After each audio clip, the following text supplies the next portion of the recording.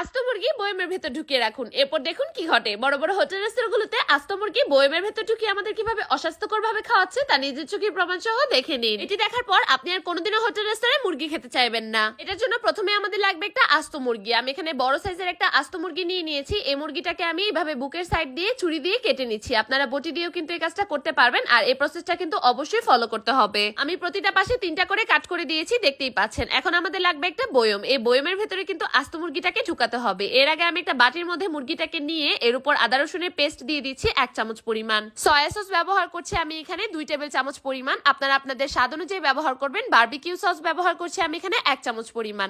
Barbecue sauce যে পরিমাণে ব্যবহার করেছি টমেটো সসও সেই পরিমাণে দিয়েছি। লবণ দিয়ে নিচ্ছি স্বাদ মতন। মরিচের গুঁড়ো দিচ্ছি আমি এখানে 1 চামচ পরিমাণ। সাদা গোলমরিচের গুঁড়ো দিয়ে দিচ্ছি 1/2 চামচ পরিমাণ। আর কোনো ধরনের মশলা কিন্তু অ্যাড করতে হবে না। আমি এখানে চিকেন তান্দুরি মশলা অ্যাড করে দিচ্ছি 1 চামচ পরিমাণ। এবার সবটুকু মশলাকে হাতের সাহায্যে নিয়ে এভাবে